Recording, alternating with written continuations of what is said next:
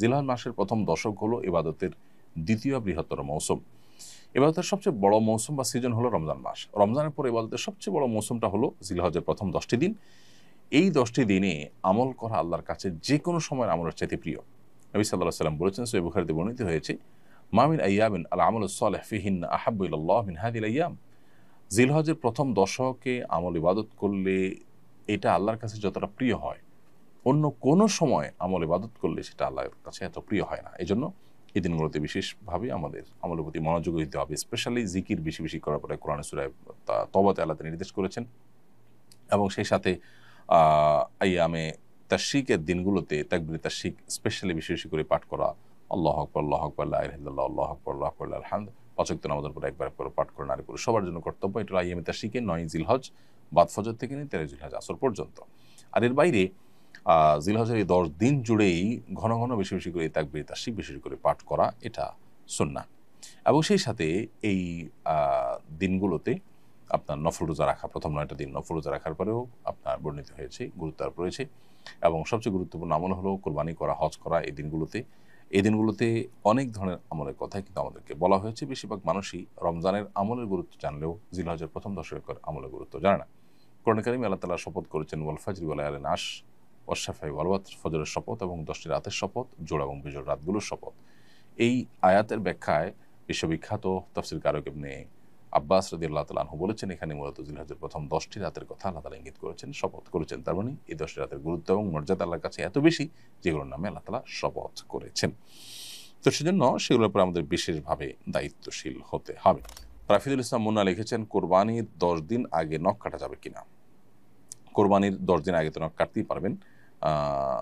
কোরবানির আপনার চাঁদ দেখা যাওয়ার আগে চুল, নখ ইত্যাদি কেটে কোরবানির পর্যন্ত সেটা আর না কেটে থাকা, এটাই হলো নির্দেশ না। অতএব 10 দিন আগে, তার মানে পয়লা জিলহজ শুরু হওয়ার আগে আমরা চুল, নখ ইত্যাদি কেটে শেষ করব, সেটা ঠিক আছে।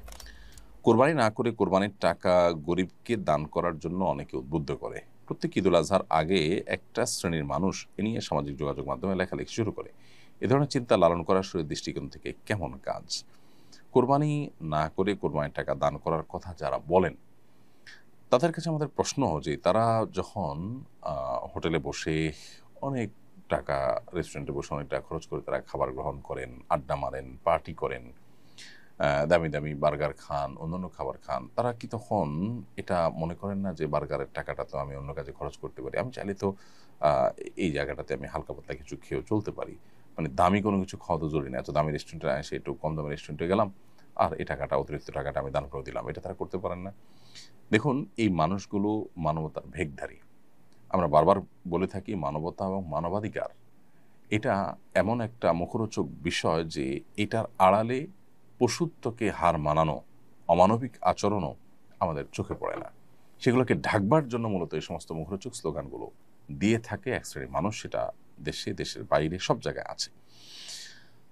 যে ইসলাম আমাদেরকে কোরবানি করতে বলেছে, সেই ইসলাম আমাদেরকে আল্লাহর সন্তুষ্টির জন্য গরিব দুঃখীর মুখে আহার তুলে দেওয়া, সম্পদের জাকাত দেওয়া, রমজানে ফিতরা দেওয়া, খাদ্যদান কর্মসূচিতে অংশগ্রহণ করা, নানাবিধ ভালো কাজ করার জন্য উদ্বুদ্ধ করেছে। অতএব যে কোরবানি করে সে অন্য ভালো কাজও করে, আর যে কোনোটাই আসলে করে না সে কথা বলে বেশিরভাগ ক্ষেত্রেই এবং প্রশ্ন তোলে।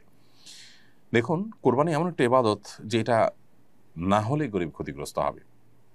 আমরা জানি যে গত কয়েক বছর ধরে আমাদের দেশে কোরবানির হার অনেক বেশি বেড়েছে। 2022 সালে কোরবানি হয়েছে প্রায় 90,000-এর বেশি গরু। 2023 সালে কোটির ঘরে পৌঁছেছে, 24 সালে 1 কোটি কয়েক হাজারে পৌঁছেছে, কয়েক হাজারে পৌঁছেছে। আর গত বছর 1 কোটি কয়েক লাখে পৌঁছেছে, এবং প্রতি বছরই প্রায় 1 কোটি গরুর মতো আমাদের দেশে অলমোস্ট কোরবানি হয়ে থাকে। এই যে গরু না, গরু ছাগল মিলিয়ে 1 কোটির মতো কোরবানি হয়ে থাকে। এই যে কোরবানি হয়ে থাকে, ডয়েচে ভেলের রিপোর্ট বলছে যে 1 লক্ষ কোটি টাকার আদান প্রদান এবং লেনদেন হয়ে থাকে কোরবানির এই মৌসুমে, যেটা জাতীয় অর্থনীতির জন্য বিরাট বড় একটা মাইলফলক এবং অনেক বড় একটা অর্জন এবং অ্যাচিভমেন্ট। এবং এর সাথে কৃষকদের, গ্রামের গরিব অসহায় মানুষদের, অনেক বিধবাদের স্বার্থ জড়িয়ে আছে। আমরা অন্যান্য বছর দেশের বাহির থেকে ইন্ডিয়া থেকে গরু আমদানি করে তারপর কোরবানির যে চাহিদা সেটা মেটাতে হতো। আলহামদুলিল্লাহ গত বহু বছর যাবত আমাদের দেশীয় গরু দিয়ে যথেষ্ট হচ্ছে, দেশীয় পশু দিয়ে যথেষ্ট হচ্ছে কোরবানির কাজ করা।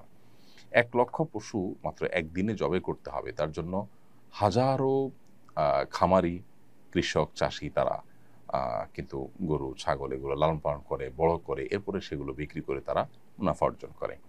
অর্থাৎ এই কোরবানিটা অনেক গরিবের স্বার্থকে রক্ষা করে।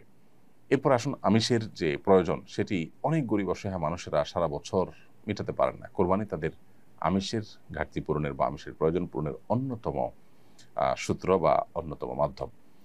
এর বাইরে কোরবানিকে ঘিরে আরো যত রকমের ব্যবসা বাণিজ্য হয়ে থাকে, খড়কুটো, তারপরে গরুর খাবার, খৈল, ভুসি, তারপরে চাটাই, কামারদের সারা দেশে যত কামার আছে তাদের সবচেয়ে বেশি বিজনেসটা এই কোরবানির মৌসুমে হয়ে থাকে। দাও, ছুরি, বটি, ধামা এগুলো ধার দেওয়া, তৈরি করা ইত্যাদি।